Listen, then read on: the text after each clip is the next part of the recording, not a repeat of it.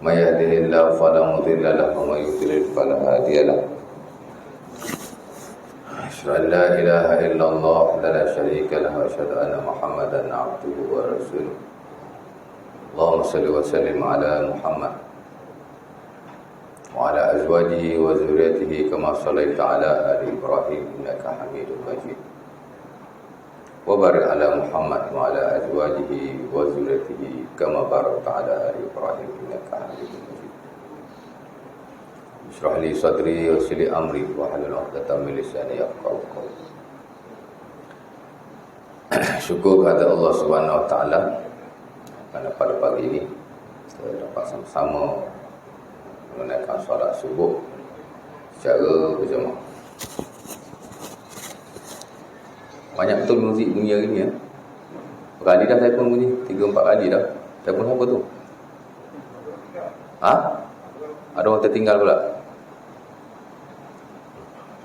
Oh, yang tu duk bunyi daripada tadi kot. Masa semayang tadi yang tu juga. Oh, tinggal handphone lah.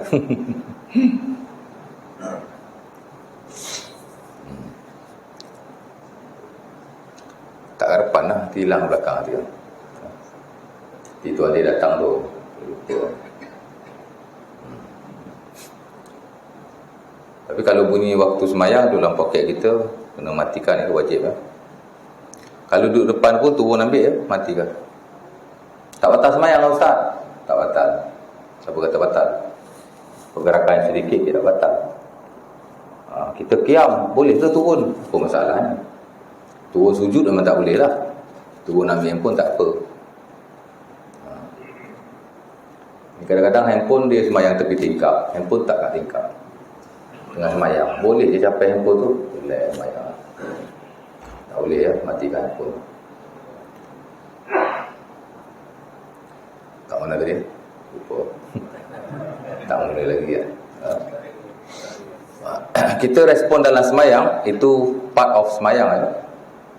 Dan dia tidak menjaskan semayang apa-apa. Tak menjajakan khusyuk atau seumpamanya, malah wajib. Kata Al-Imam As-San'ani rahimahullah dalam Subulus Salam. As-San'ani ni kira ulama salah mazhab Syafi'i yang terkemudian. Yang menghuraikan buku Subulus Salam karangan Al-Imam Ibn Hajar Al-Asqalani. As-San'ani ni kira orang top lah ya. Ulama Syafi'i lah. Bila dia membahaskan tentang perkara yang dilarang dalam solat, sebagainya haram, sebagainya makruh. Antaranya perkara yang melibat hal seumpama ini lah. Wujub izalati ma yushghil balal musalli, wajib menghilangkan perkara yang saya nak terjemah, menyibukkan ni akal orang yang solat. Mana tak boleh ganggu lah ya. Kalau ganggu dengan benda-benda yang berupa ibadah pun tak boleh, ganggu dengan zikir ya. Kita imam pun kalau kita wirid semayang kuat-kuat, gangguan semayang haram. Tak boleh sebenarnya. Dalam Fathul Mu'in, Al-Imam Abdul Aziz Al-Malibari. Fathul Mu'in ini kira buku standard mazhab Syafi'i yang paling masyhur, yang ringkas, yang express. Saya kira kalau orang belajar fiqh mazhab Syafi'i, kalau tak kenal Fathul Mu'in, kira dia tak belajar mazhab Syafi'i lah ya. Fa'amal mubalaghah bi zikri hatta yahsul tashwish 'ala al-musallin fayanbaghi hurmataha. Fayanbaghi hurmatuha. Adapun berzikir dengan kuat sehingga mengganggu orang yang belakang, tashwish, ganggulah, maka mestilah diharamkan. Bukan kata-kata dia tu, dia ambil kata-kata Zakaria Al-Ansari, Syekhul Islam dalam mazhab Syafi'i ya. Jadi mana kata tak boleh ganggu lah orang semayang ni. Jadi kalau dengan ibadah pun tak boleh ganggu, dengan bukan ibadah lagi lah, wajib kita hilangkan. Itu handphone ni. Kadang-kadang orang kita dia tak tahu. Tak tahulah, tak tahu ke tak faham. Wajib lah, handphone tu matikan. Yalah, kita manusia, kadang lupa nak silent kan, dengan semayang orang kita. Jadi kena matikan. Wajib-wajib kan. Pasal apa kata As-San'ani wajib menghilangkan perkara yang menghilangkan kekhusyukan orang yang solat? Wajib tu. Pasal apa? Pasal Nabi bila semayang, Nabi tengok gambar Aisyah, dia tutup dia punya tirai dengan kain yang ada gambar. Ya. Dan bila habis sembahyang, Nabi suruh dia hilangkan. Amitu anna kiramaki hadha fa innahu alhatni an salati anifan. Kata Anas bin Malik, Nabi SAW bila dia sembahyang, dia tertengok kiram.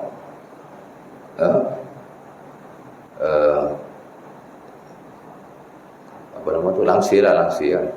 Rumah Nabi kan dengan masjid sebelah dalam masjid. Jadi dia tutup dengan kain yang ada gambar. Kana kiramu satri Aisyah. Kana kiramu Aisyah satara janib baitiha minal masjid. Falamma shalla qala Nabi amitu anna kiramaki hadha fa innahu alhatni an salati anifan. Nabi sembahyang, Aisyah dia ada langsir, ada gambar. Bila Nabi sembahyang, Nabi tengok langsir tu. Jadi mengganggu kekhusyukan baginda. Habis sembahyang, Nabi kata kepada Aisyah, amitu anna kiramaki hadha. Hilangkan daripada kami langsir kamu ini. Fa innahu alhatni an salati anifan. Kerana masa sembahyang tadi dia telah alhatni, mengganggu aku, menjadikan aku tidak khusyuk. Jadi wajiblah, itu ulama kata wajib menghilangkan apa-apa yang mengganggu kekhusyukan orang yang salat. Sahabat Nabi dia sembahyang malam, sama-sama sembahyang qiyamul lail masing-masing kan. Tarawih saja kita digalakkan berjemaah di sisi majoriti, walaupun ada sebab kata tidak digalakkan berjemaah. Tapi other than tarawih, qiyamul lail digalakkan bersendirian. Sekali-sekala nak buat latihan bolehlah. Kita buat qiyamul lail dengan budak-budak sekolah, nak buatlah berjemaah. Ataupun majlis surah nak buat sekali-sekala untuk latih masyarakat, bolehlah. Tapi yang afdal seorang. Pasal Nabi SAW dan para sahabatnya pun seorang, dan itu yang dimuktamarkan hatta dalam buku-buku standard fiqh. Sembahyang seorang ya. Pasal dia sembahyang sunnah. Sembahyang sunnah ni tak banyak yang digalakkan berjemaah. Mostly seorang. Ya. Jadi bila sembahyang seorang, masing-masing dia kuat membuat antara satu dengan yang lain dengan baca Al-Quran. Saya ceritalah ya, bila kita sembahyang berjemaah, sepatutnya imam saja yang akan takbir Allahu Akbar bil jahri, dengan suara yang kuat untuk dengarkan makmumnya. Tapi kadang-kadang tu makmum pun sama kuat dengan imam juga. Kena sikit je. Makmum takbir mendengarkan diri sendiri saja. Allah. Ini makmum semua kuat macam imam juga. Tak percaya tengok saf tamu ni. Banyak yang jadi kuat juga. Tak tahulah kot dia, mungkin imam ni jadi makmum ke dia pun jadi imam ke orang belakang juga kot. Kita sembahyang untuk kita saja. Tak perlu nak kat takbir kuat-kuat. Of course lah kalau baca yang lain. Jadi sahabat Nabi sembahyang, yajharu ba'duhum ala ba'din, dia masing-masing nak kuat menguat atas satu dengan yang lain. Nabi salat nafsi tu.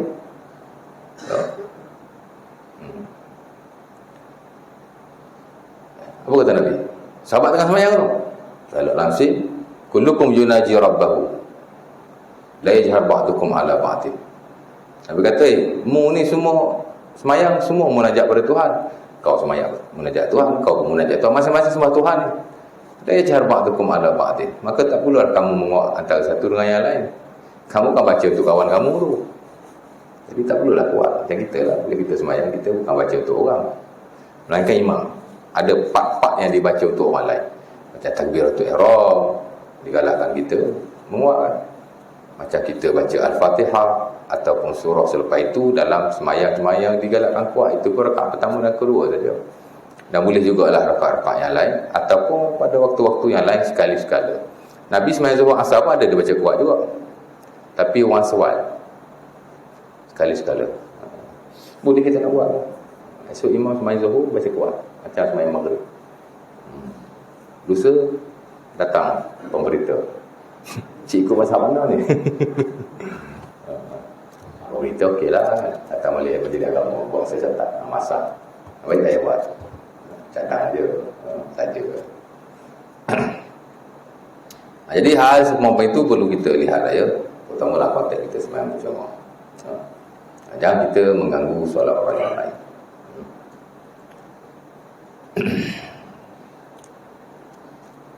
Kuliah buat tajuk tu sebenarnya. Mukadimah ya, mukadimah. Oh, minit dah. Baru 10 minit dah. Okey, itu dia mukadimah ya. Baik. Pagi ni kita dah solat subuh, dah sedia. Ini solat subuh yang pertama untuk bulan ini, yakni bulan Ramadan ya. Semalam lah Syakban. Ini kita dah masuk bulan yang baru lah ya. Dan saya diminta sebenarnya untuk berkongsi tentang Ramadan. Saya tak pastilah. Mungkin tuan-tuan dah ada buat kuliah khas tentang Ramadan. Mungkin lah ya. Saya semalam subuh pun ada kuliah khas Ramadan di Taman Medan. Malam semalam pun di Sungai Buloh. Adalah saya ingat surau dah buat kuliah khas untuk cerita tentang fiqh siyam, the science of fasting. Saya rasa dah ada lah ya. Tak tahu lah kot. Tak tanya malam tadi haji kita bila. Dan sebenarnya soal puasa ni benda yang tidaklah rumit ya, melainkan hanya sebagai permasalahan-permasalahan yang mungkin timbul daripada masa ke semasa. Walau bagaimanapun ia adalah perkara yang amat penting untuk kita beri perhatian. Pertama, of course lah, perkara yang paling basic yang bersabit dengan puasa. Dan sekira kadang-kadang kita belajar dah dulu tapi kita lupa. That's why dia perlu di-revise every year bila nak masuk Ramadan. Dan saya sokonglah jika kuliah atau masjid buat kuliah-kuliah khas before Ramadan. Cari ustaz yang ada kelayakan dan latar belakang fiqh yang bagus, ajar tentang fiqh siyam, the science of fasting. Ya. Ajar basic-basic lah. Mungkin dia ajar syarat sah puasa, syarat wajib puasa, rukun puasa, dah hal yang berkenaan sunat-sunat puasa, puasa sunat, sunat-sunat puasa lain, sunat puasa lain, sunat-sunat puasa lain, puasa sunat lain tu. Ada orang keliru kan. Tak tahu orang lah ustaz kadang keliru juga kan? Sunat puasa ni merujuk perkara yang digalakkan kita buat semasa kita berpuasa. Itu disebut sebagai sunanus shaum, yang mana bila kita tak buat, ia menjejaskan kesempurnaan ibadah yang kita lakukan. Kalau semayang-semayang lah, kalau puasa-puasa lah kan.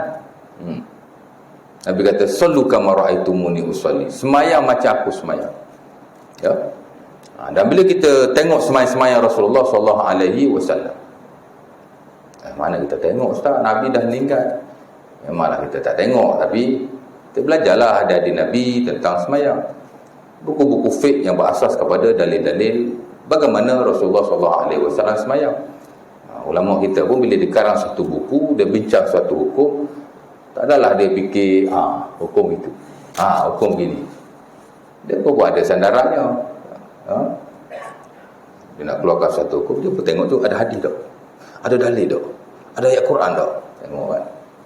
Jumpa baru dia keluarkan sunat begini, sunat begini, makruh begini. Macam tadi lah. Pasal apa kita suruh hilangkan apa-apa yang mengganggu orang yang solat? Pasal ada hadisnya. Kalau tak ada hadis, tak ada manusia yang berani bercakap kan. Pasal agama hanya datang melalui wahyu ya? Benda ni boleh, benda ni tak boleh, asalnya begitu. Jadi balik pada yang tadi pun samalah ya? Nabi kata sallu kama ra'aitumuni usalli, kamu kena semayang macam aku semayang. Mana kena belajarlah tata cara solat Rasulullah SAW ya. Macam mana Nabi semayang, macam tu aku semayang. Semakin dekat cara kita semayang macam Nabi semayang, semakin betul lah semayang kita ya. Tapi bila kita lihat semayang-semayang Rasulullah SAW, ada riwayat Nabi semayang ni hanya part-part tertentu.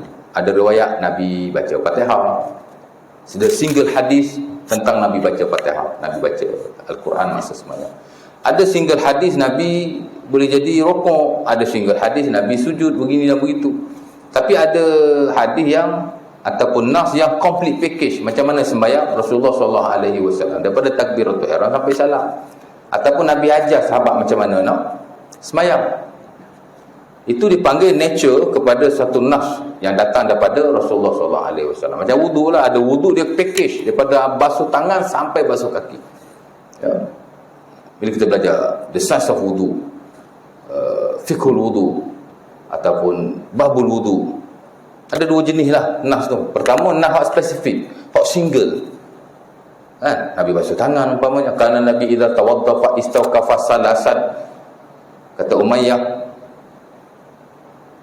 bin Amru, Nabi SAW bila dia wudu, dia basuh tangan 3 kali. Itu hak singgah-singgah hadis tu. Kan?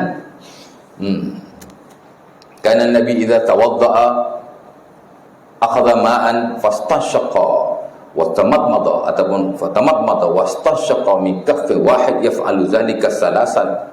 Nabi SAW bila berwudu, ada Abdullah bin Zaid dalam Sahih Al-Bukhari. Nabi bila berwudu, Nabi ambil air, Nabi satu cedokan, separuh masuk ke mulut, separuh masuk ke hidung. Dan Nabi buat 3 kali. Basuh mulut, basuh hidung ni. Macam itulah ya, dia digalakkan sekali. Basuh mulut, basuh hidung. Kalau standard mazhab Syafi'i 2 lah. Satu diasing-asingkan, komo lain, masuk hidung lain. Satu lagi disekalikan. Komo dengan hidung tu masuk sekali. Ambil air tu kan, baru masuk mulut, komo, baru masuk hidung. Dua-dua buang. Itu the most standard. Hak standard ada 2. Hak tu the most standard. Hukum fiqh ni ada yang tidak standard. Hukum fiqh ni ada yang tidak diterima langsung. Tak terima. Dulu-dulu mungkin diterima, tapi at the end, setelah saringan dibuat dan seumpamanya tak diterima langsung. Ada apa lagu tu? Ada hukum fiqh yang diterima tapi dia tidak standard. Mana tak baguslah kita ikut pendapat tu. Ya? Tidak muktamad dia panggil. Ada yang standard, ada yang lebih standard. Kalau kita lihat mazhab Syafi'i, dia macam tu lah ya. Apa yang tidak standard? Contohnya, memang kita tak boleh ikut lah. Contoh fatwa Imam Syafi'i, suami boleh melewat isteri. Itu tidak standard ya. Ada diriwayatkan Al-Imam Ibnul Hakam meriwayatkan, dinukil oleh ulama-ulama fiqh Syafi'i lain. Tapi sebagai ulama Syafi'i kata dia ni dusta orang tak betul. Tapi kata Imam Ibn Hajar, Ibn Hakam siqah, orang yang siqah, orang yang dipercayai. He was a trusted man. Jadi dia tak mungkin dia dusta. Ini memang pendapat Imam Syafi'i rahimahullah. Tapi kemungkinan ia adalah pendapat beliau yang lama. Kerana pendapat beliau yang baru ataupun yang kita tahu, dia mengharamkan perbuatan demikian. Dia adalah pendapat itu, boleh guna? Tak boleh. Ya. Adalah beberapa yang lain. Ada sekelompok ulama kata sembahyang Jumaat tidak wajib. Bukan semua pendapat boleh diangkat. Ya.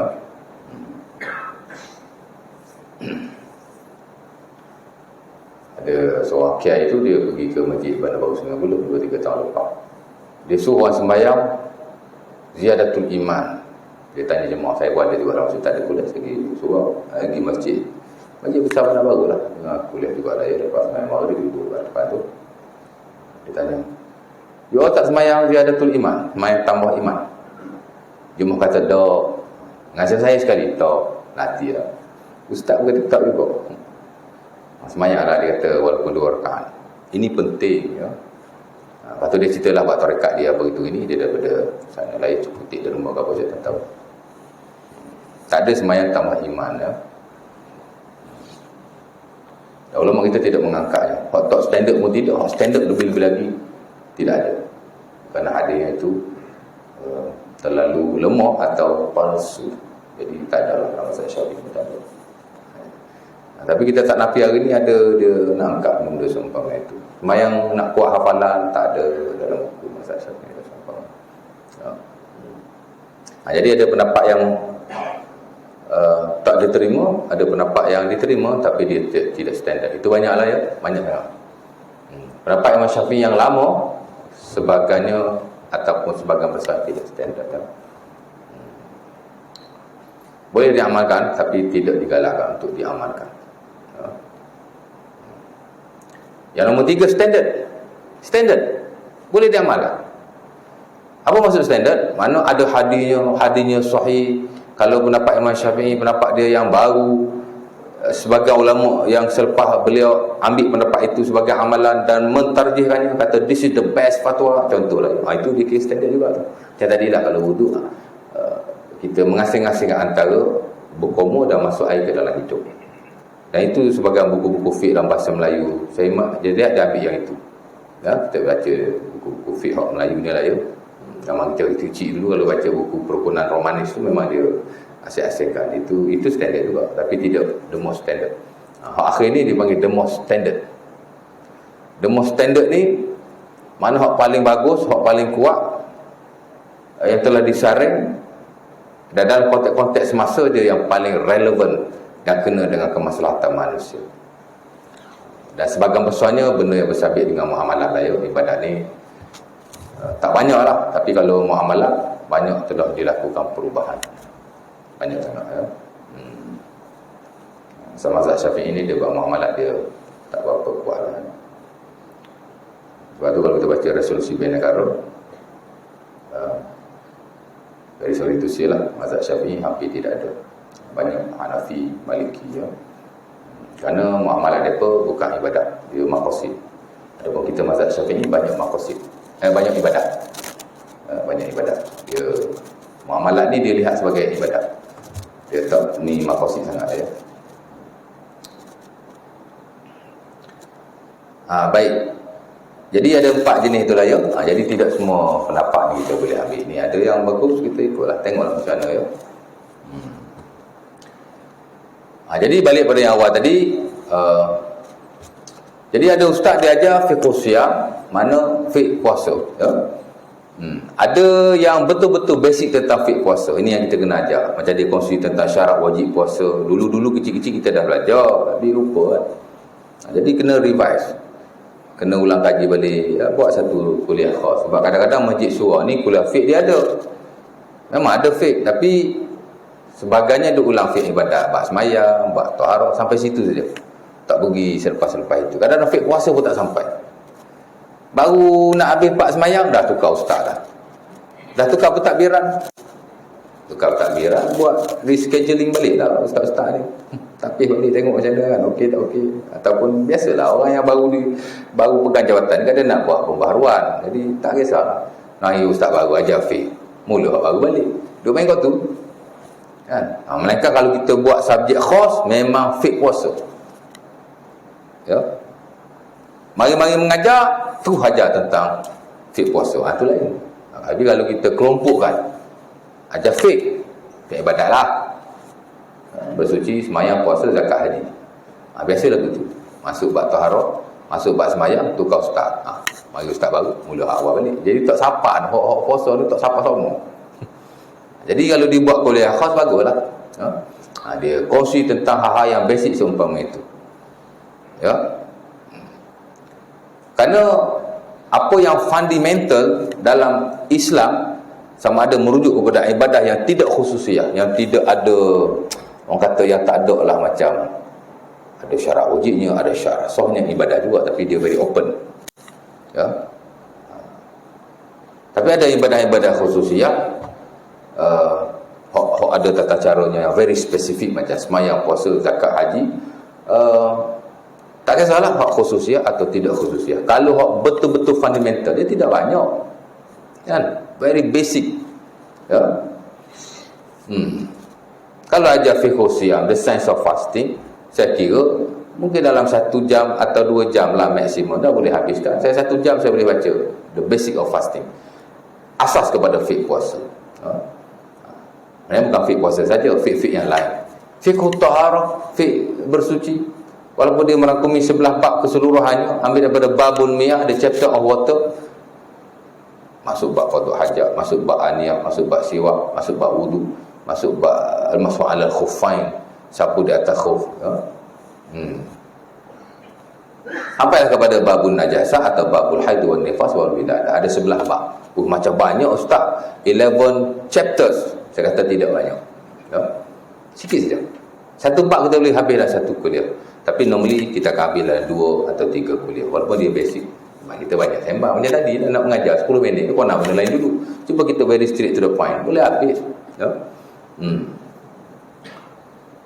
Dan begitu juga dalam fiqh yang lain, fiqh solat, the science of prayer, semayang. Ada 11 bab juga tu kan. Tak ada bab azan dan iqamah, ataupun waktu-waktu solat, masuk syarat wajib semayang, masuk syarat sah semayang, baru masuk rukun semayang, pergi pula kepada perkara-perkara yang disunahkan dalam semayang, sunanus solat, sunat-sunat semayang. Bukan semayang sunat, sunat lain, sunat semayang lain ya.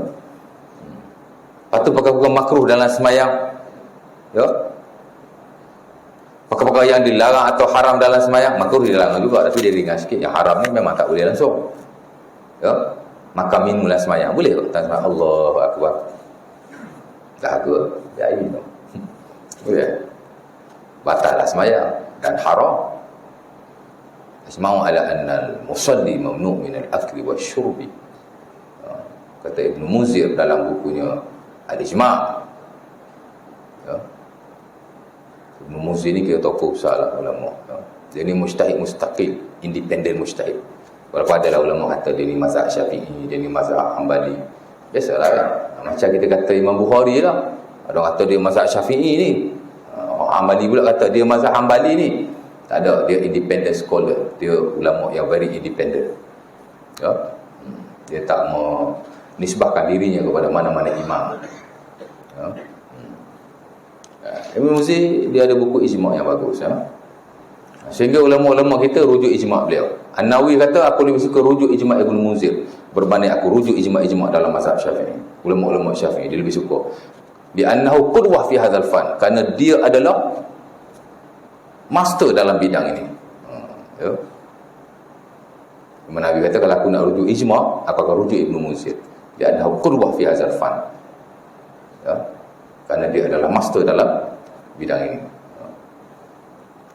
Dan dia kata kalau orang lain kata ijma' belum tentu betul. Tapi kalau Ibn Munzir sebut ijma', kebiasaannya adalah betul.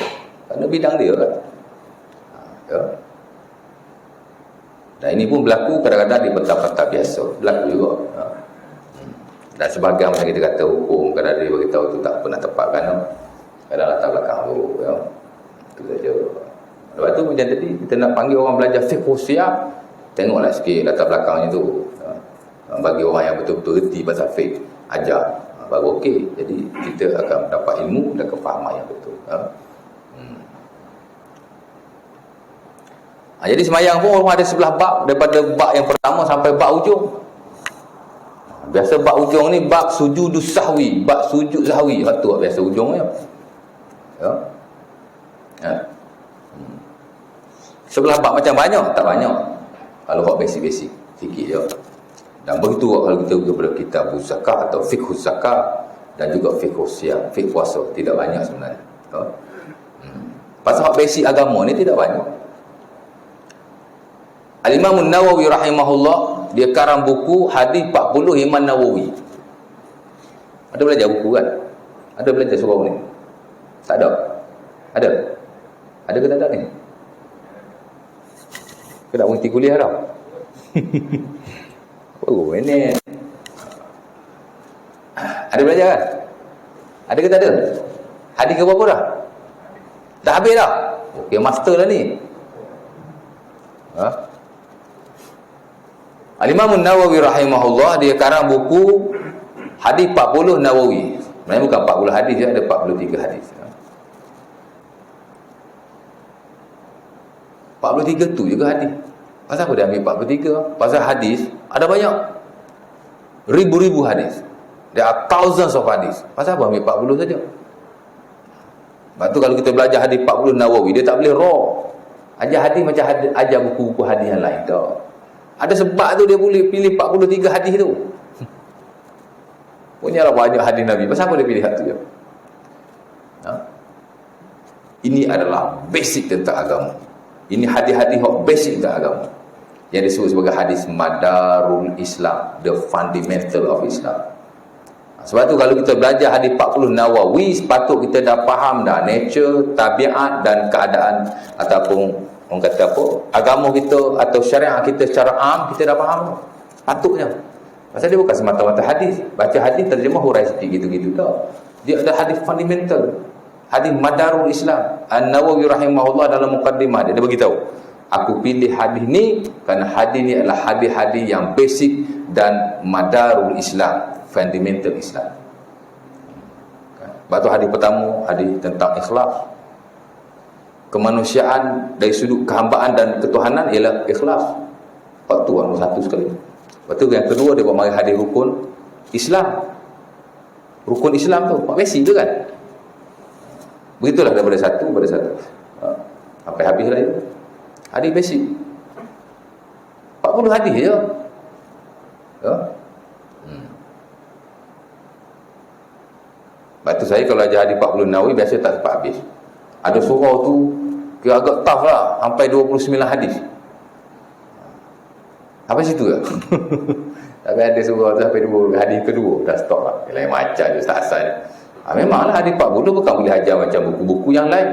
Dia hadis yang very strict, hadis tentang basic agama, supaya kita bila belajar hadis-hadis ini, walaupun hanya 40, bukan banyak pun, tapi kita faham tentang wahyu yang diturunkan oleh Allah Subhanahu Wa Taala. Sama juga dalam hak awal, hak ibadatan, tasyri', hak basic tidak banyak. Fiqh Siyam, the science of fasting, pasal puasa, berapa bab saja? Ada berapa bab? Biasanya 6 atau 7 bab saja. Pertama dia panggil bab mukaddimah puasa. Dan bukan hanya bab puasa, bab hak lain pun ada mukaddimahnya. Dan kebiasaannya dalam mukaddimah ni dia hanya merangkumi 3 perkara. Pertama, definisi. Kita belajar bab wudu umpamanya, kita bertahar, ada mukaddimah wudu. Kita belajar bab tayamum, ada mukaddimah tayamum. Kita belajar bab qada al-hajah, ada mukaddimah qada hajah. Tahu qada hajah? Tahu kan? Dan begitulah yang lain. Masuk bab semayang, belajar bab waktu-waktu semayang, ada mukaddimah tentang waktu-waktu semayang. Ya. Karena Bilal la yuakhirul azan wa rubbama akhara al-iqamata syai'an. Ya. Kata Jabir bin Samurah dalam Sahih Muslim, Bilal bin Abi Rabah tidak pernah melambatkan azan, tapi kadang-kadang dia melewat-lewatkan iqamah. It's a very simple hadis, tapi itu penting dalam mengajar kita bagaimana untuk solat berjemaah. Azan mesti cepat, masuk waktu tu azan. Muazzin tak boleh main-main dalam hal ini. Melainkan subuh saja boleh azan sebelum waktunya. Ya. Pada subuh dia very different. Ada 2 azan. Satu azan untuk tunjuk orang semayang, satu azan untuk memanggil orang kepada semayang. Dia ada 2. Tapi hak lain dia mesti semayang ketika masuk waktu itu. Tapi Jabir kata bila bin Abi Rabah kadang-kadang melewatkan iqamahnya. Pasal apa melewatkan iqamahnya? Pasal melihat kepada keadaan, kemaslahatan jemaah pada waktu itu. Kan? Jadi melewatkan iqamah tidak salah. Ya. Dan tidak pula ada very specific time untuk kita iqamah. Tempoh untuk iqamah 10 minit selain daripada subuh. Subuh 20 minit. Kalau belajar fiqh, as-salah dari sudut waktu-waktu semayang, azan, iqamah, dia tak perlu tampalan-tampalan seumpama itu. Kerana orang dah tahu kan, ataupun kita sendiri kena tahu. Iqamah ni dia melihat kepada keadaan untuk solat pada waktu itu. Boleh jadi dia disegerakan sedikit, boleh jadi dia dilambatkan sedikit. Yang penting ada imam. Dan imam yang suruh qomat. Ini kadang-kadang qomat, Allahu Akbar, la ilaha illallah, subhanallah. Habis tu mana imam? Imam tak ada. Kau tolak aku tolak kau. Majid jangan berlaku dah, biasa suruh. Dari imam jalan. Ataupun kadang-kadang imam ni dia tak ada yang dilatih lah. Buat surau ni kadang-kadang ada yang dilatih, tapi biasanya volunteer lah banyak. Janji ada orang yang dah nak jadi imam, okey jalan, nak tengok keadaan jemaah tu contoh.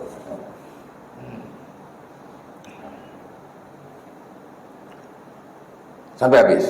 Dan begitulah fiqh yang termasuk fiqh puasa. Mesti ada mukaddimahnya yang merangkumi definisinya. Kita belajar bab wudu, apa definisi wudu. Kita belajar bab semayang, apa definisi semayang. Dan begitu juga dalam bab puasa. Apa definisi puasa? Ma huwa shaum atau ma huwa siyam? Apa itu puasa? What is fasting? Belajarlah. Puasa ialah menahan diri secara bahasa. As-shaumu huwal imsak an syai'. Menahan diri itu disebut sebagai puasa. Ya, dan orang Arab sebenarnya dia tidak hanya menahan diri dari sudut makan dan minum saja, bila dia tak cakap disebut puasa juga. Ya. Sebab itu Allah Subhanahu Wa Taala dalam surah Maryam kata, aku tak cakap dengan orang, dan dia disebut sebagai puasa. Ya. Inni nazartu lirrahmani sauman falan ukallimal yauma insiya. Ada surah Maryam ayat 26 tu. Maryam kata, hari ni aku nak puasa. Itulah aku tidak ingin bercakap dengan sesiapa manusia. Tak cakap pun dia puasa juga tu. Dia sebut bahasa ya, al-imsak. Bila sebut imsak, mana menahan diri daripada sesuatu. Cara bahasa ya. Macam itulah dia ada cara bahasa, cara syarak ya. Cara bahasa ialah apa yang dipahami oleh orang Arab. Macam mana nak tahu apa yang dipahami oleh orang Arab? Tanya ahli-ahli bahasa. Macam mana nak tahu ahli-ahli bahasa? Tengok kamus lah. Confirm daripada ahli-ahli bahasa. Pasal kalau daripada ahli bahasa, dia mesti yang standard di sisi bangsa berkenaan. Kalau kita tanya orang individually, belum tentu betul.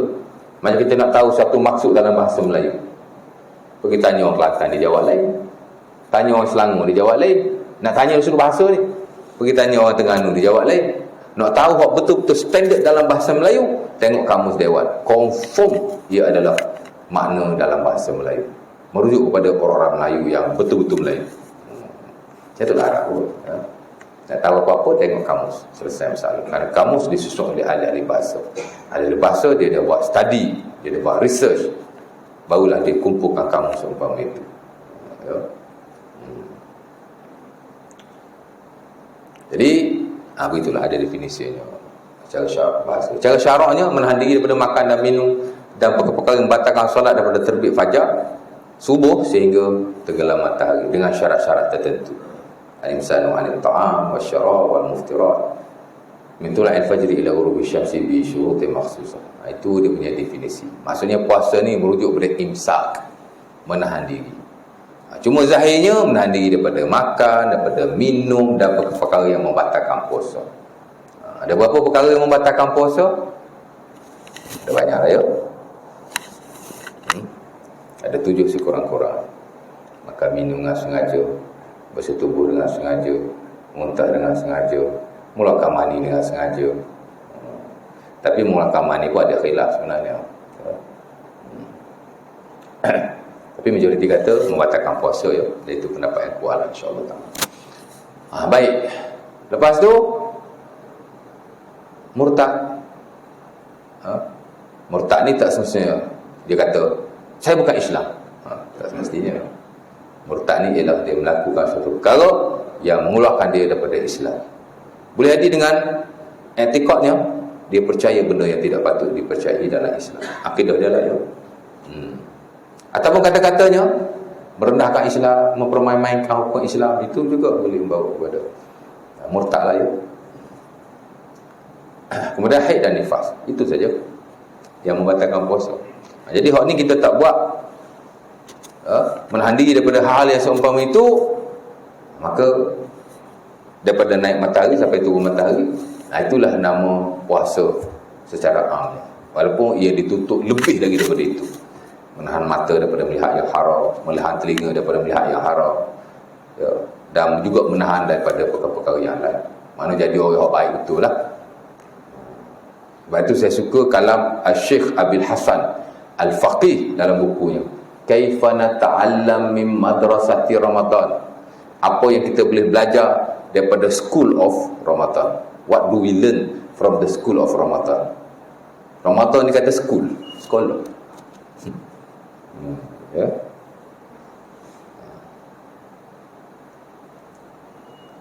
Sepatutnya orang yang masuk Ramadan dalam keadaan yang tidak baik, after Ramadan dia akan jadi orang lebih baik. Kerana dia kata Ramadan hiyal madrasah. Ramadan is a school. Macam kita masuk sekolah lah. Kita dulu masuk sekolah, apa benda pun tak erti. Tak erti membaca, tak erti menulis. Bila kita keluar sekolah 5 or 6 years, kita dah pandai baca, kita dah pandai menulis. Orang yang akhlaknya buruk, dia pergi satu institusi pendidikan mahal satu, bila dia keluar dia akan jadi orang lebih baik. Macam tu lah. Sebab tu dia melihat ada sudut perspektif Ramadan ini adalah ibarat sekolah ya. Jadi bukan kita tak buat benda yang zahir sahaja, tapi orang lain pun cubalah cuba ya.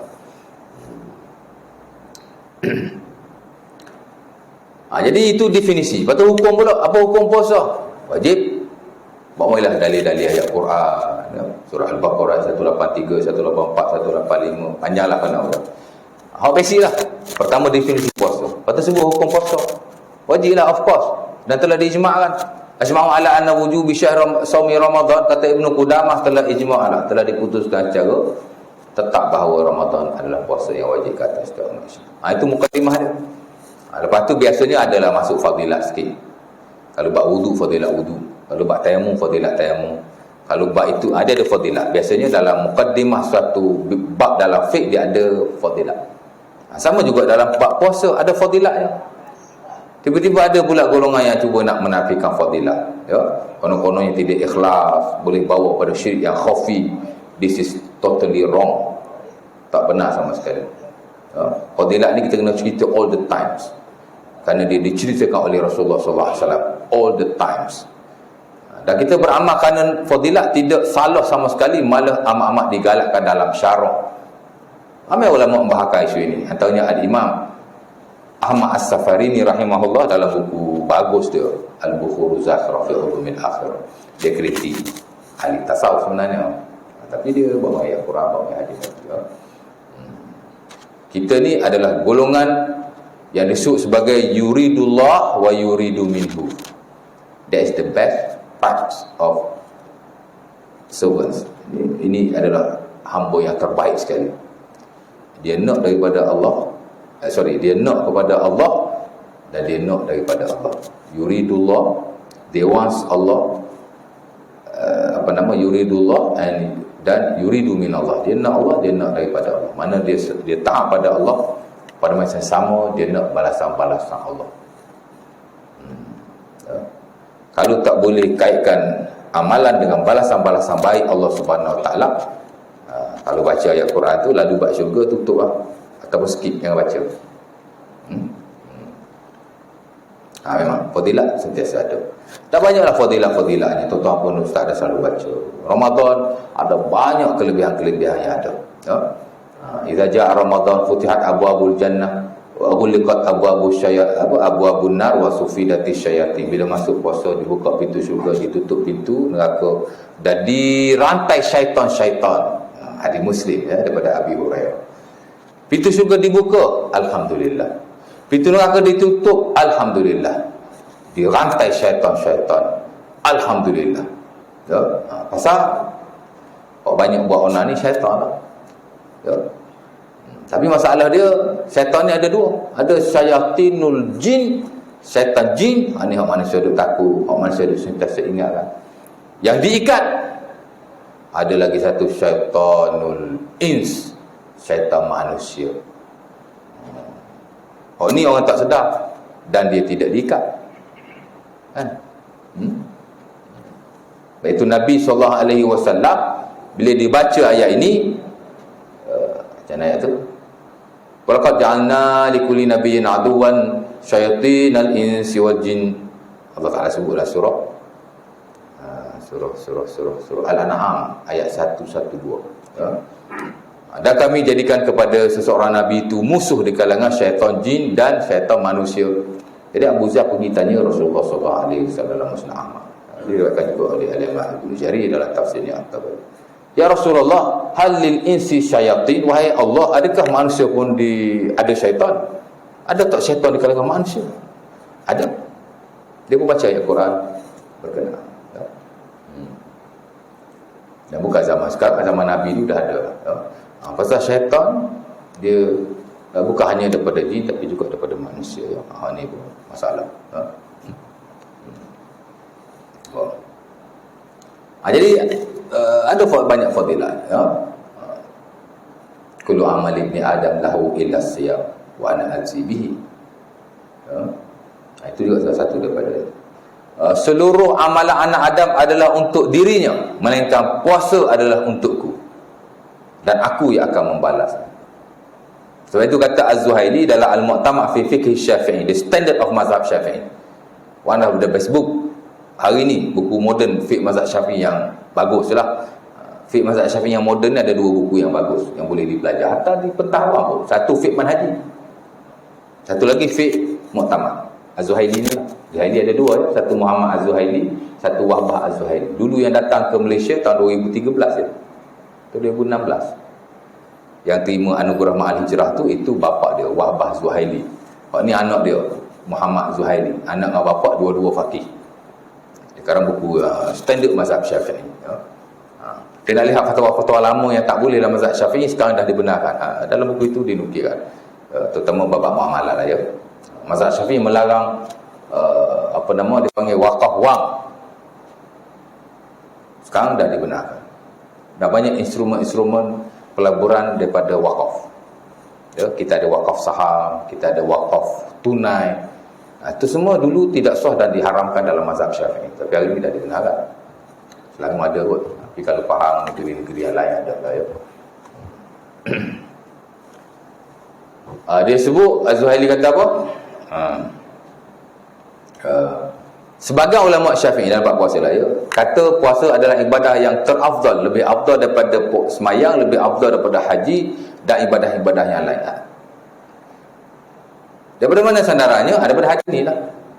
Allah Ta'ala kata semua amalan untuk manusia, anak Adam, melainkan puasa, ia adalah untukku.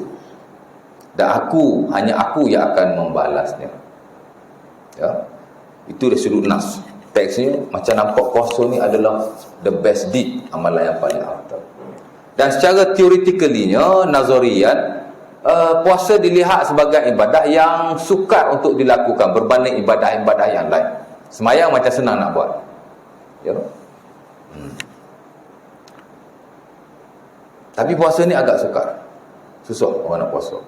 Kerana puasa dia banyak nak kena jaga, banyak nak kena menahan diri. Jadi macam susah dia. Dan banyaklah di atas faktor-faktor yang lain. Jadi adalah segelintir dia kata puasa ni lebih afdal di atas hadis. Ini hadis bab fadilat puasa. Dah banyak lagi lah nak cerita hadis-hadis yang lain. Tuan-tuan boleh buka sendiri. Ya. Itu baru bab mukadimah puasa. Tapi kalau kita baca straight to the point, dia very simple dan tidak banyak. Ya. Saya ingat hanya beberapa hadis saja tentang kelebihan fadilat puasa. Pasal fadilat ni sebenarnya penting. Tapi kalau tak ada pun tak apa. Tapi kalau ada tidak banyak, okey je. Ya. Lepas tu barulah kita masuk kepada syarat wajib puasa. Syarat wajib puasa ada berapa? Ada 4. Islam, balik, berakal, niat. Baca ayat Qurannya, baca hadis Nabi-nya. That's it. Ya, itu syarat wajib puasa. Islam, balik, berakal. Syarat sah puasa, kebiasaannya ada 6 atau 7. Islam, mumayyiz, berakal, suci haid, suci nifas. Dan sebagai ulama kata niat ni tak masuk dalam rukun, dia masuk dalam syarat lah. Macam dalam konteks mazhab Syafi'i, Al-Imam Al-Ghazali rahimahullah, dia lebih cenderung kepada niat itu bukan rukun, tapi niat adalah syarat. Ya. Ini dia sebut dalam Al-Wasit. Dan ayat Ulumuddin tak silap saya. Okey je, syarat dengan rukun ni sama saja. Dia perlu ada. Cuma syarat ni dia lain sikit, rukun ni dia lain sikit. Ya. Itu saja. Betul rukun puasa. Rukun puasa menahan diri daripada makan dan minum dan perkara yang membatalkan puasa. That's it. Satu je. Sebagai ulama kata niat. Dia tak dalam syarat, dia tak dalam rukun. Jadi rukun ada 2 atau 1. Very simple. Perkara sunat puasa, sunat puasa banyak tuan ya. Pertama, ta'jilus sahur, ta'jilul fitr. Syarat puasa ada beberapa perkara ya. Pertama, ta'jil al-fitr, mempercepatkan buka puasa. Ya. La yazalu ummati bi khairin ma'ajalul fitr wa akharus sahur. Dalam hadis Bukhari daripada Sa'al bin Sa'ad Sa'idi, umatku akan sentiasa berada dalam kebaikan selagi mana dia mempercepatkan berbuka dan melambatkan sahur. Buka kena cepat, masuk waktu tu buka. Itu yang kita tunggu maghrib tu, bukan saja-saja. Dia tengok jam, bila nak masuk maghrib. Satu-satunya bulan yang kita tunggu maghrib. Apa tahu tak? Bulan lain tak kisah maghrib ni, ya tak? Tapi puasa nak kisah pasal nak buka ni. Melama-lamakan buka, makruh pula. Ya. Dan melambatkan sahur. Sahur ni semakin lambat, semakin bagus. Semakin lambat, semakin bagus. Ya. Tapi kalau awal pun tak apa. Sebagai ulama kata sahur ni sekurang-kurangnya muntasaful lail, separuh malam. Masuk pukul 1 malam tu, itu dikira sahur. Dan sebagian kata tidak sedemikian. Of course lah ya, sebaik-baik sahur lambat. 15 minit sebelum subuh itu the best. Ya. Kerana sahabat Nabi SAW, Zaid bin Sabit, dia makan dengan Nabi. Orang tanya, berapa lama makan dengan sembahyang subuh? Dia kata, qadar khamsina ayat. Sekadar 50 ayat. 50 ayat Quran ni kalau kita baca, maybe 10 to 15 minutes. Mana, lebih kurang tu lah. Mana dekat-dekat tu yang kata imsak tu. Tapi istilah tu tak betul. Imsak ni makna puasa. Patut ditukar dengan istilah yang lain. Jadi selalu antara puasa dan tak puasa. Tapi tak ada apa pun. Tak ada. Tapi kalau kita betul-betul ni dia istilah tu tak tepat lah. Imsak ni merujuk pada puasa. Tukar istilah ni lebih baik. Apa nama? Aja berlama dengan sahur ya. Tapi sahur ni kalau awal pun okey je. Pasal ada juga hadis Nabi SAW yang Nabi sebut malam saja ya. Ista'inu bi ta'amil lail ala siyamin nahar. Dalam hadis Tabrani kata Nabi SAW, kamu kena, saya nak terjemah ya, ista'inu asal mana minta tolong, bukan minta tolong, mana kamu kena bantu puasamu dengan makan pada malam hari. Jadi as long as kita makan pada waktu malam kerana puasa, dia sudah dianggap sahur. Saya makan lepas maghrib ustaz, sebenarnya dia bukan sahur, the real sahur bukan. Tapi kalau kita makan tu menyebabkan kita boleh untuk berpuasa esok hari, membantu kita. Dan kita makan tu memang kita niat nak makan dah, lepas ni tak nak makan dah, dia membantu, maka dia sudah dalam konteks makanan, dapat pahala insya-Allah, sudah dikira. Semua bukan the real sahur. Kerana sahur yang sebenar ialah waktu malam yang hujung-hujung macam tu. Waktu sahur pun waktu hujung malam.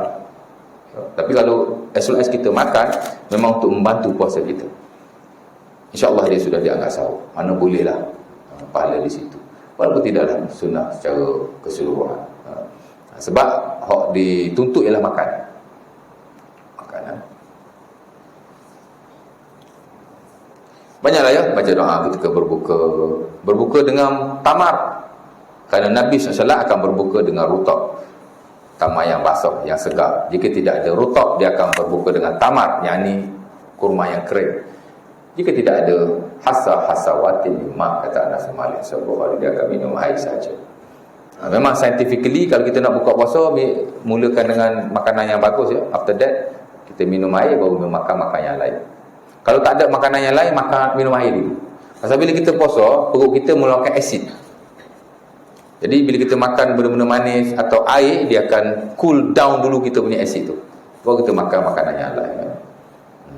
Banyaklah biar lain. Bagi orang makan masa puasa ya, man fattara sha'iman falahu mislu ajrihi, dalam hadis Tirmizi, tapi katanya hadis itu tidak sahih. Siapa yang bagi orang makan puasa, maka dia dapat pahalanya ya. Ala kulli hal, aziyadatu amalil bir mustahabbatun fi Ramadan.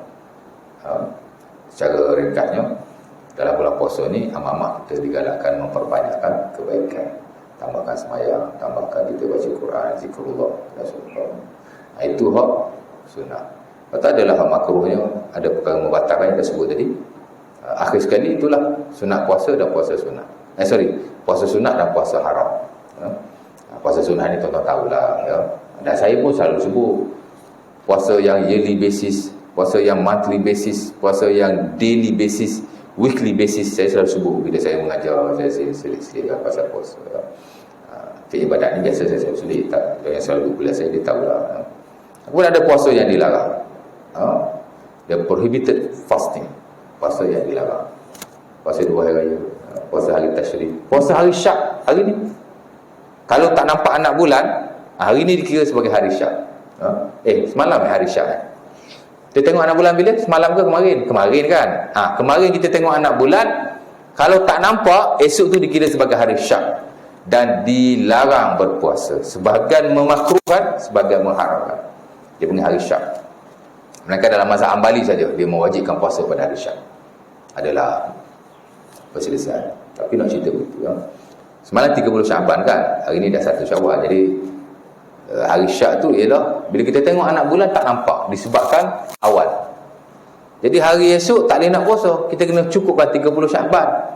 Jadi hari itu dikira sebagai hari syak dan tidak dibolehkan berpuasa. Sementara memang Nabi tak bagi puasa sehari 2 sebelum Ramadan ya.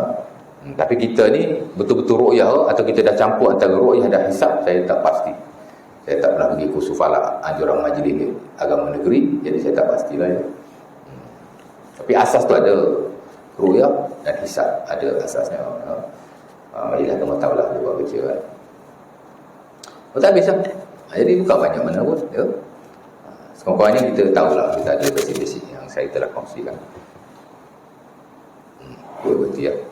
Tapi saya diminta kalau ada soalan nak tanya boleh tanya. Ada soalan tak pasal puasa ke apa? Tak ada. Tak ada soalan.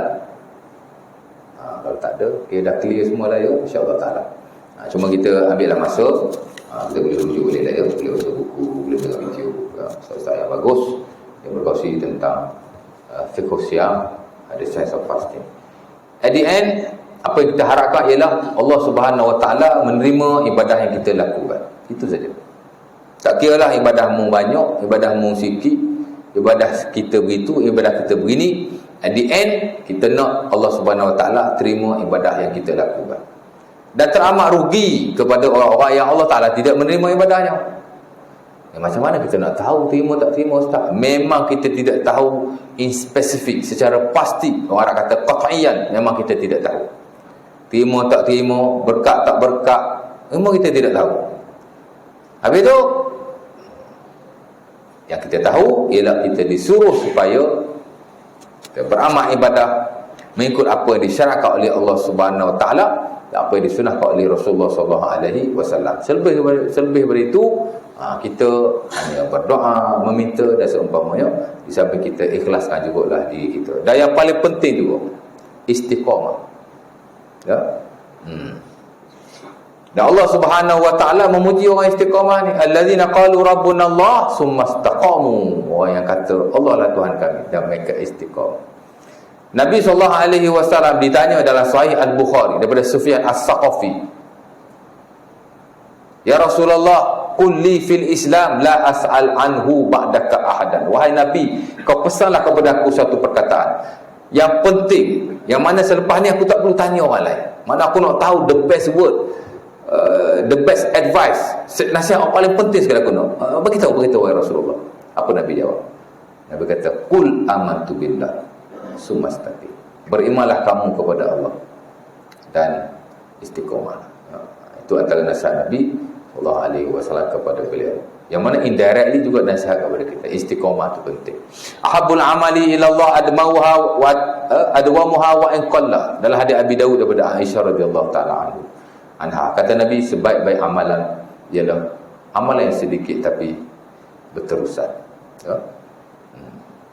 Dan yang paling penting juga tuan-tuan, kita kena tahu hierarki ibadah dalam Islam. Dan ini ditegurlah oleh Al-Qardawi rahimahullah dalam bukunya Fiqhul Ibadat, The Science of Worshipping. Dia ajarlah ataupun dia tegurlah, dia kata orang Islam ni kadang-kadang dia tak faham apa yang lebih penting berbanding yang penting, di mana mereka sering mendahulukan ibadah-ibadah yang sunnah berbanding ibadah-ibadah yang wajib.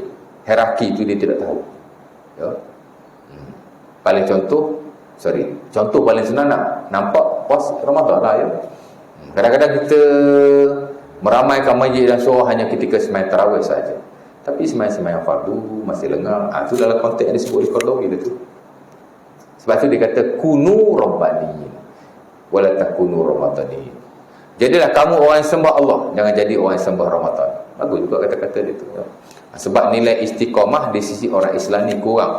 Mungkin juga disebabkan oleh konsep-konsep agama yang kurang difahami. Apa-apa pun hak fardu dulu ya. Dan kita lihat benda ni bukan dalam ibadah saja, dalam muamalah pun sama. Ya. Bila orang mati, apa kita duduk bersungguh-sungguh? Salih arwah, guna arwah. Kan? Tapi kalau harta si mati tidak dibahagikan bertahun-tahun, tak ada hal pun. Ya. Practically banyak benda ni berlaku. Ya. Kan? Kalau waktu tak boleh tinggal langsung, kita tak kata tak boleh. Dan Majlis Agama Negeri fatwakan harus go for it. Tapi hak lebih penting adalah hak fardu tu, di mana bila soal itu mati, yang wajib kata kita ialah membahagikan hartanya. Oh, hari ni tanam ustaz, esok nak bagi tu boleh tak? Alhamdulillah. Siapa kata harta orang yang mati perlu ditahan berhari-hari, malah berbulan-bulan lamanya? Ada yang tahan sampai 40 hari, ada yang tahan sampai 100 hari. Konon-kononnya lepas 100 hari kan kita tunggu arwah kan sampai 100 hari. Kan? Jadi lepas 100 hari baru dia bagi. Okeylah. Tapi semakin segera semakin bagus. Nabi pun, tuan-tuan, ketika semayang pun Nabi dah mempertikaikan tentang harta ni. Orang nak semayang, Nabi akan tanya, ada hutang tak ada hutang? Ada harta tak ada harta? Ada. Selesaikan harta dia selepas ini. Itu pun semayang. Tapi kalau tanya, ada hutang? Ada harta? Tak ada. Nabi tak semayang. Sallu ala sahibikum. Belum tanam lagi tu, Nabi sudah bertanya tentang hartanya. Sama ada ditinggalkan atau tidak, untuk diselesaikan hak-hak manusia yang lain. Memang Nabi tak bagi harta faraid, tapi Nabi dah tanya pasal harta. That means belum tanam lagi kepentingan tentang harta si mati sudah ditanya. Mana okey je kan. Jadi kena bahagilah. Kita banyak dapati kadang-kadang tentang kalau ada masalah birokrasi dan seumpama kita kata banyak berurusan dia. Okey je, LSM kita uruskan lah. Banyak orang mengadu dengan saya kan, harta bapak abang sulung dia ambil, harta bapak adik nombor 2 dia pegang, macam-macam lah ya? Bapak ni pun dah 5 tahun harta bapak yang tidak dibahagikan, adik dia 2 orang pegang. Tapi yang herannya 2-3 bulan sekali asyik call je, datanglah malam ni kita buat tali arwah, datanglah. Itu tak nak dibahagikan. Saya nak tanya ustaz, takut jadi gaduh pula. Saya kata apa jadi gaduh? Itu harta kita, bukan harta dia. Tanya harta sendiri pun jadi gaduh ke? Tengok, antara benda yang penting lah yang perlu kita beri perhatian. Dahulukan yang penting, kata Al-Quran. Kalau orang mati, uruskan harta dia. Hak lain-lain tu nombor 2 ya. Dalam ibadat pun sama. Dulukan yang fardu, sembahyang 5 waktu. Sepatutnya kita mengajak manusia supaya meramai-ramaikan sembahyang fardu berjemaah, bukan sembahyang tarawih. Tapi tak apalah, tarawih ramai bagus, tapi pastikan sembahyang fardu juga ada kebagusan. Tapi kita lihat ada perkembangan yang baik. Lepas tu fokus pula kepada istiqamah. Masa ustaz mari cakap pasal istiqamah. Jangan stop hanya pada bulan ini, tapi kita teruskan jugalah pada bulan-bulan yang lain. Seumpama kata Abil Hasan, Ramadan adalah school. Dan sekolah biasanya ada peperiksaan ya? Orang yang berjaya dia akan keluar sekolah itu dengan baik. Tapi orang yang tak berjaya, dia keluar juga daripada sekolah itu, tapi dia tak boleh pergi ke mana-mana kan? Orang lepas sekolah pergi universiti sana, pergi universiti sini. Awak kenapa tak masuk universiti? Saya tak lulus lah. Saya pergi pondok je lah. Betul. Okey juga pergi belajar kan? Tapi samalah dalam konteks Ramadan ini. Ada orang yang lulus, ada orang tidak lulus. Bahkan bila Nabi SAW nak baca khutbah pada hari raya, last ya, umpama diriwayatkan dalam sunnah Abi Daud daripada Abi Hurairah, Nabi kata raghima anfun, raghima anfin. 3 kali Nabi kata. Man idzan salakha Ramadan lam yughfar lahu. Jadi kita benda Nabi sebut, tapi salah satu Nabi kata rugilah bila dia nak naik tangga kan, khutbah hari raya tu, Nabi kata rugi 3 kali lah. Rugi. Raghima anfin. Bila dah habis sembahyang, sahabat tanya Nabi, apa yang kamu kata rugi tu ya Rasulullah? Orang yang tak dengar, Nabi dengar, Jibril kata. Nabi kata raghima anfu rajulin adraka abawaihi falam yudkhilhuma jannah. Rugi itu hak nombor 1 kepada orang yang masih ada ibu dan bapanya, tapi dia tidak masuk syurga. Sebab sepatutnya orang yang ada mak bapak akan memasukkannya ke dalam syurga bila dia berbakti kepadanya ya. Uwais Al-Qarni tuan-tuan, dia daripada mana? Daripada Yaman daripada Syam.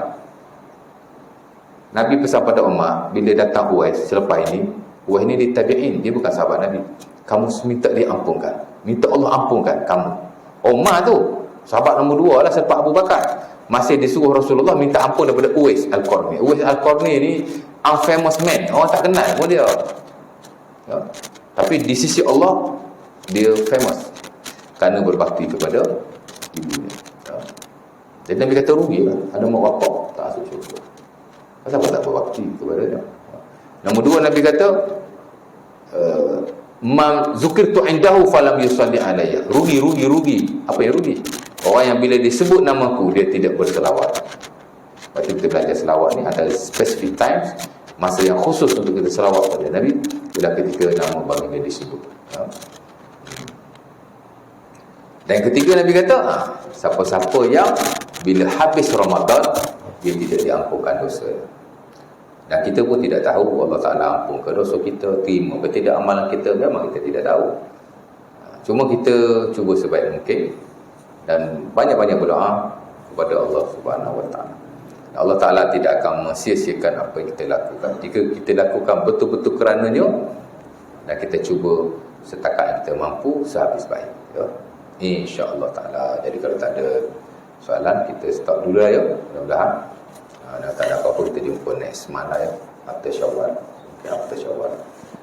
Masa Syawal mungkin tak ada lah, sebab kuliah kita awal bulan masih raya, ya. Lepas bulan Syawal, bulan apa?